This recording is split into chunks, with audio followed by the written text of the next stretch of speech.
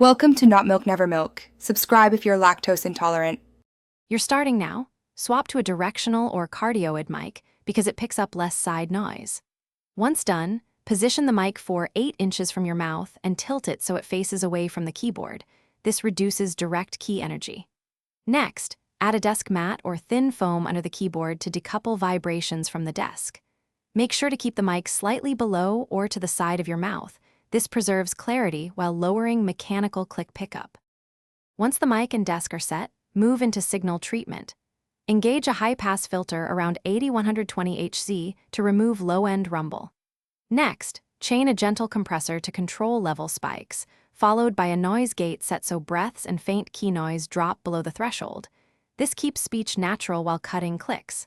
Then apply a surgical EQ, notch reduce around 26 kHz to tame sharp key transients. Make sure to monitor while you finish by recording test clips at your normal volume and listening back.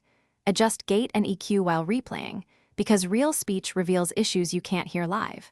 If residual clicks remain, use a transient suppressor or spectral repair in post to surgically remove key hits.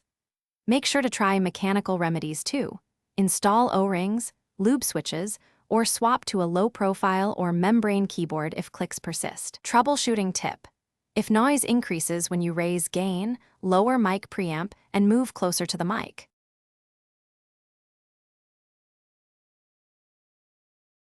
Thanks for watching. If this was helpful, leave a like and consider subscribing. See you next time.